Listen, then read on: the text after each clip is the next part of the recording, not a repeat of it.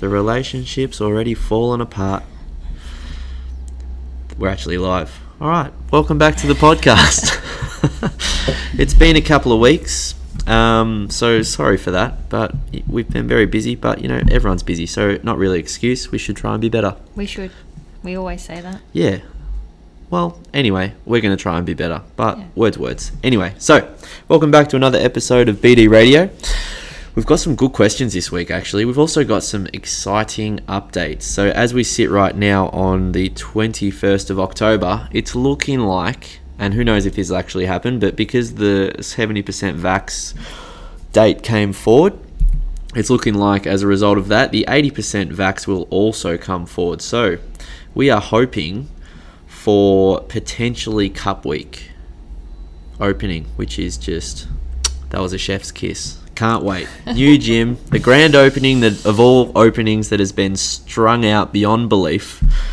So after 70 days of looking at this nice new gym, we will be able to train clients inside of it. And that is exciting to us. That is amazing. Hopefully it's exciting to you guys that you can get to come and train in it. But yeah, so there's that. Hi, Dan. Thanks. My partner, Dan, here. How are we? Relationship's fallen apart, as you heard, but we're still partners at this stage. Who knows, next episode. Other announcement, teens program.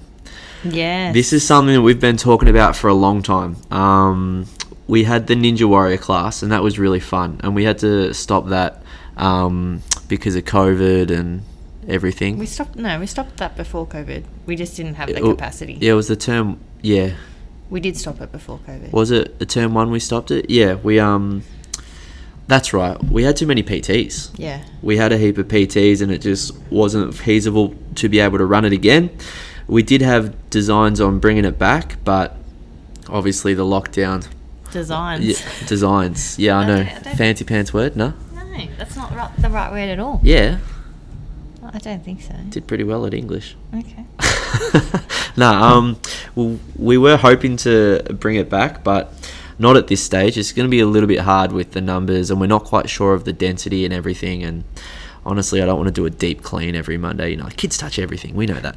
But teens, we feel are easy to manage. We also feel like probably a little bit easy to coach. Well, not that. It's not only that, but probably more willing participants to coach. Yeah. Hang on, Ben's thinking about himself as usual. I've had 2 coffees. I'm feeling as usual. It's all about Ben. But the reason why this actually came about is everyone we've been speaking to in the community. It sounds like teens are probably struggling the most at the moment, given the current climate and the restrictions. And yeah, it's really important to us. Like, it's been hard for us to hear, our people that are close to us, our clients, their kids struggling. I was chatting to our neighbour recently, who they have teenage children as well, and they were just talking about the impact that all of this has had on them.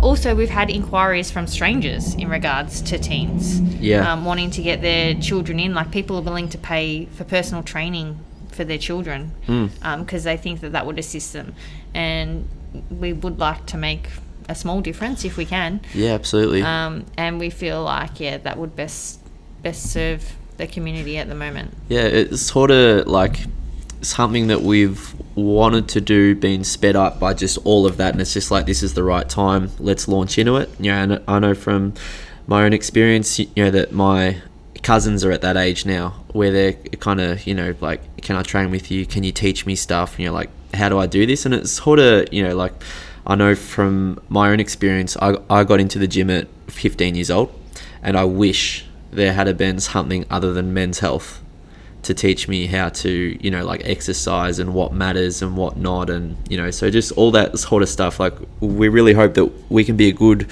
resource, not only for, our regular clients, but also for their kids on, like, trying to help them experience all the benefits that, strength training and fitness has to offer, really. Yeah, exactly. Like, we see the benefit in our own children who are a little bit younger. A little bit. Yep. Okay. Sorry guys, had a little bit of a technical difficulty, but we're back. And we were talking about how we've noticed the positive impact of, like, this movement with our own kids. Yeah, and how they, you know, like to do that. They take it upon themselves to do that without us kind of promoting it now. So, like, quite often William and Mia will grab our phones and start recording, like, exercise videos and that kind of thing, which we often post for you guys because we find it quite entertaining. Whether or not that's a good thing remains to be seen. They're both social media charlatans at the moment. Oh, aren't they? But, yeah, so hoping that we can... help the teen community kind of come out of this difficult time would be great. Yeah, and like extrapolating beyond the last 18 months, like it's such a formative time in like how they view themselves, how they, like their own changes in the body and all that sort of stuff, and so much of what, so much of what they take in media wise and, like what they value is like, we spend a lot of time as adults trying to undo that, like that it's not all about how I look, that it's not about achieving a certain, like physique or goal, or I need this or I need that. And, that it's just more about celebrating movement and what you can do and, like... and how it makes you feel. Yeah, exactly. That's, so hopefully we can really try and get the kids in and, help them see that and really try and build some positive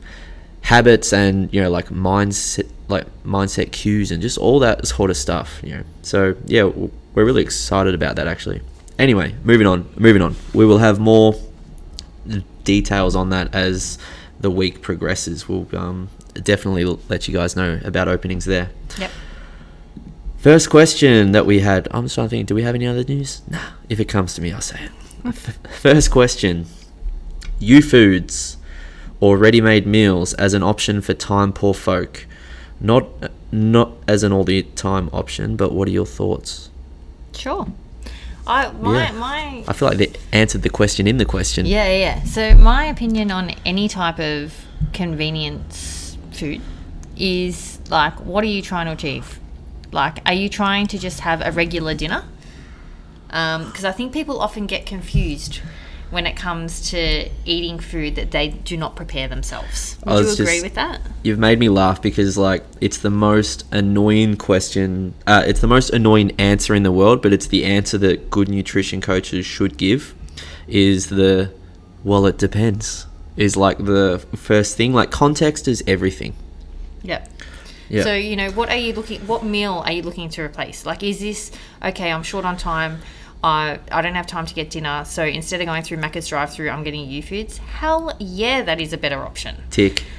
Tick. That's fantastic. Good choice. Or is it, I do have time, but I'm being a little bit lazy. I could cook for myself a better meal, but I just fall back on that because it's there. Yeah.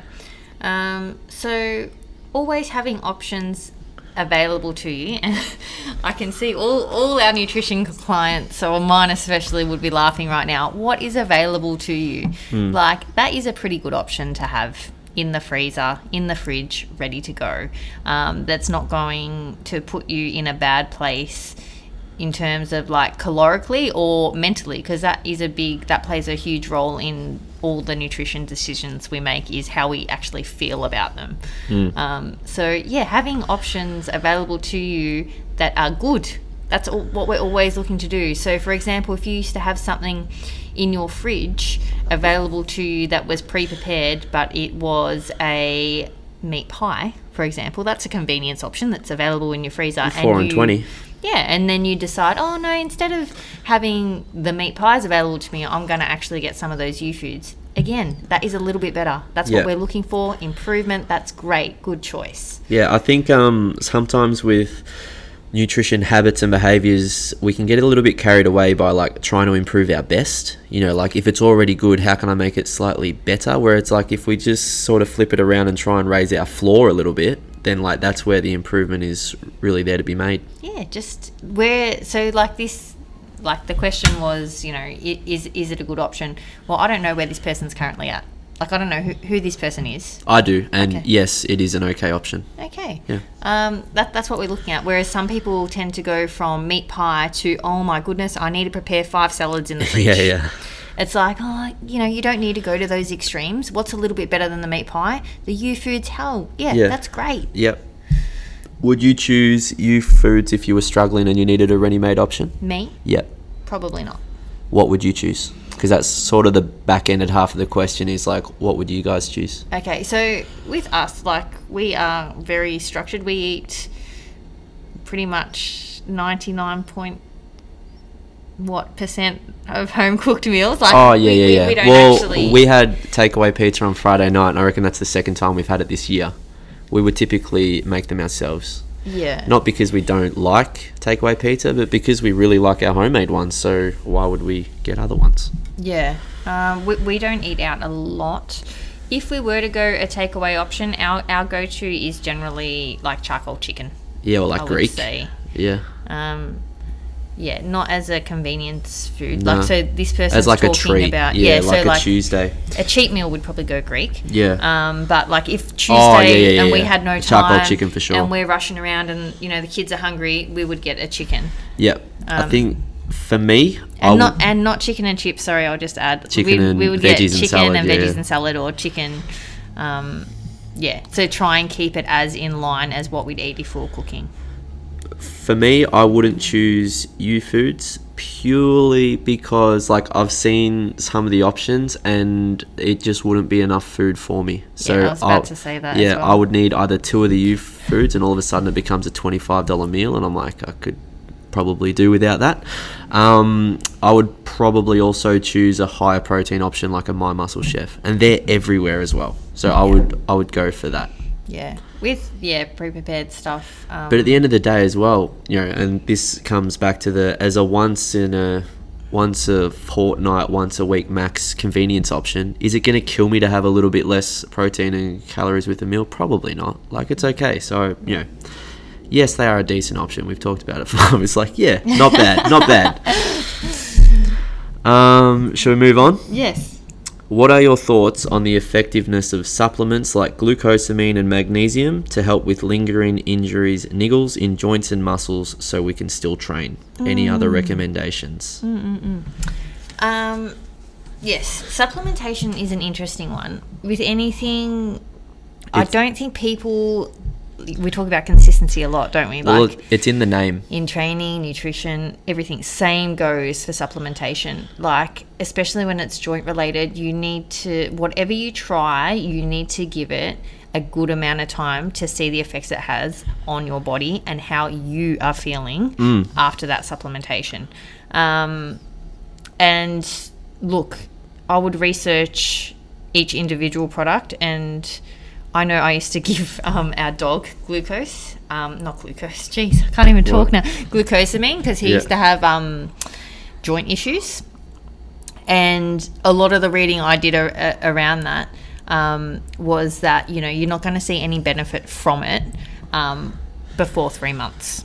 Yeah. Okay, so whatever it is that you're looking to improve, make sure you do your research around it and make sure you give it the time required to see if it is actually giving you the benefit of. Just like training. Yeah. Yeah. So that, again, consistency, it's huge. I think with that as well, and like supplements are obviously just a billion-dollar industry. Like, they're so popular, and I think all too often they're used as a band-aid for other stuff that we could do first. Like, if you ask me what would be more effective, like having a tablet of glucosamine with every meal, or figuring out that squats is actually what hurts my knees and probably not squatting as much, well, like, obviously you would not squat as much. Like, you can't kind of supplement your way around an injury. It's just not how it works. In regards to injury management, like,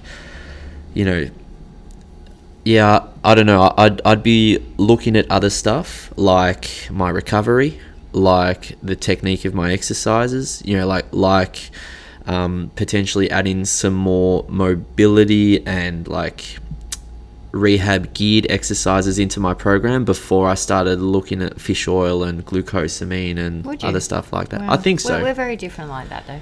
But like, also, I'm not saying it doesn't help, but I would look at other stuff first, and then the supplements would very much be a thin layer of icing on the cake. Okay. Well, I was about to say, do you need to go back to that professional that diagnosed you 3 years ago? Probably. Do you know what I mean? So, like, revisit where you're at. Like, do you require surgery? Like, is it something that requires a different course of action? definitely investigate all those options available to you. I just think it's one of those things, and obviously this is completely dependent on the person and their actual injury, because no injuries are the same. So like my knee, for example, I could have fish oil every day, but it probably wouldn't help as much as not squatting so heavy and taking my time with quads exercises and just sort of taking a more tailored approach to my training. Have you tried that, or you just... I have a couple of times. Probably not as consistently as you would like. I know, because I can see the fish oil tablets still up in the cupboard. Well, here's the thing. So... you told me to buy. No, yeah. I try and leave them out so I remember to have them. And old Danielle over here keeps putting them away. She wants me to have a sore knee. But that's what I've decided, because it slows me down a little bit. Your daughter gets into the tablets. Oh my God, she does. She wants a vitamin. But, like, supplementing in general, helpful, but it's that last couple of percent. Like, there's things we can do before, and, even then, on top of that, it needs to be done for a long time before you start to notice any real kind of benefits. Like, it's not that quick fix that I think a lot of people turn to. It's definitely not a quick fix. Yeah. But I do think it does provide people with a great placebo that puts them in a great place to make better decisions. In which the argument can be made that it actually is really helping as well. So, yes, I do agree. You just want to be careful that you're not putting the cart before the horse, that's all. Like, if I want to smash my body, but it's okay because I'm going to have a glucosamine tablet with my dinner, like, it's not really how it works. I need to go to bed, I need to stretch, I need to do all that stuff. Next question. Oh, actually, and the back end of that question, any other recommendations to help with injuries and niggles? I mean, we sort of covered it a little bit. Actually diagnosing the issue. You know what? We've covered it. We can move on. I would love to hear your thoughts on bone broth, including whether it is really as healthy and nutritious as it is sold to be. What's it good for? What are the nutritional benefits? Oh, I love this question so much. Marketing. Yeah. So obviously everyone that produces a product, they want to sell it and they want to make money. All right. I don't think anybody I know needs to worry about drinking bone broth for not initially. Health. What about me? You could try drinking a bit more water. We've just learnt that I don't take my fish oil. We worry about that before I get into the bone broth. Like, you could drink more water before I'd recommend for you to drink bone broth. Yeah, that's right. There's not too many of our clients where I'm like, you know what, like, everything else is a tick. Let's nail some bone broth. But it's definitely healthy. Probably just not as healthy as it's marketed to be, but that's everything. Like, with every health food supplement, you should take a healthy amount of skepticism into, like, reading the marketing. Absolutely. So bone broth, it is great for your guts. Yeah. And for gut health. Yeah. Immunity as well. Obviously immunity, because anything to do with your gut then has the link to immunity. Yeah. But there's also a lot of, like, you'll notice with marketing, it may help this. It may benefit this. It may, like... Well, they're also not legally allowed to make concrete statements like that. Yeah, so... Hashtag Herbalife if you're listening. Enjoy that lawsuit. Anyone looking, say you do have gut issues. The first thing I'd do is look at the processed foods you're consuming. Yep. Like, don't worry about the bone broth. Yep. The bone broth might help. But again, it's the same as the last question where it could be a bit of a Band-Aid on a bullet wound. Like, cart before the horse. Yeah. Like, have a look at what you're currently doing. What could you do to benefit your gut health?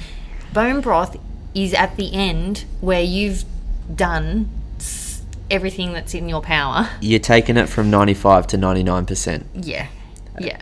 When we talk about gut health as well, it's often, it's not always what we're taking in as well. Like, it nutritionally, like, it can be external sources like work stress, too much training, stress is huge on gut health. Stress is massive on gut health, like not sleeping enough, so managing stress through, more sleep, exercise, meditation, just your general hobbies can have and I would probably argue without the science, so I hate to be one of those it may people, but it would probably have a larger impact on your gut health than having a glass of bone broth every day.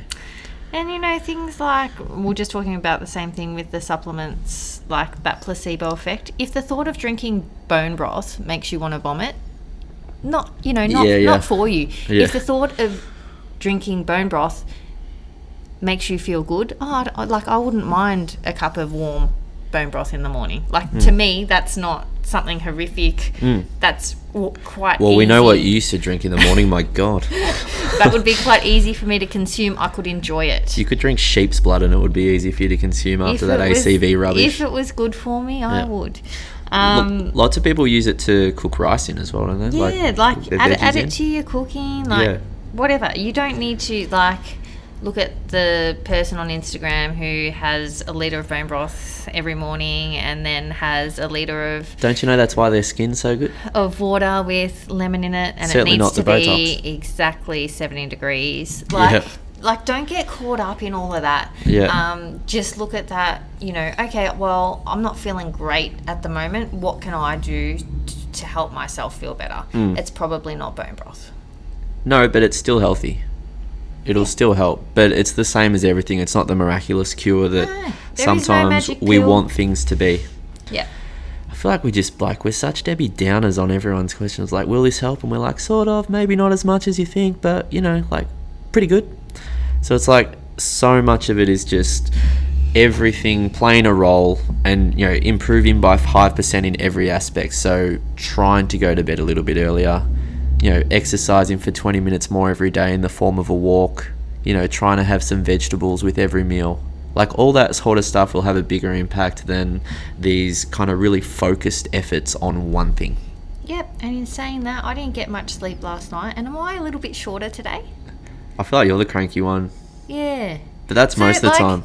This is good because you often play the character on this where you're like, oh, I'm Dan. And then, often by the time it's like, I'm Dan, I'm happy-go-lucky, all good. And I'm the one who's like, oh, fucking Herbalife and this. Oh, now I'm swearing on the podcast. Oh, my goodness. Now it's going to be MA50. No, but, realising the impact of your action. So, last night I didn't get as much sleep as I'd usually get. And, today I am feeling, a little bit tired. I could have an extra coffee. I could. Yeah. If that's the worst thing I do, I guess I'm all right. But look at you. Do I need an extra coffee? I know. What time? The people out there with their eyes hanging out oh, my God. And what time did you go to bed? For all those people who are like, oh, she must have been up quite late. What time was it? 11. No, what time did you go to bed? Not what time did you fall asleep? No, well, I fed Harry at 11:45, so... Might have been a bit earlier than that. I think she's putting a bit of mayo on. Might have been 10:30. It probably was 11. I think I was asleep before. I definitely fell asleep when you were feeding Harry. Yeah. Yeah, it was that's late for us. I generally go to bed at 9. So, yeah. Just on fitness marketing, and this is in general as well, we all kind of know this, but there's so much emotion attached to fitness marketing just based on no one feeling really great about everything in their life decides to go on a diet. We know that, but it's sort of hard not to be swayed by just something that seems too good to be true. If it seems too good to be true, it is. But it's never as bad as it seems either.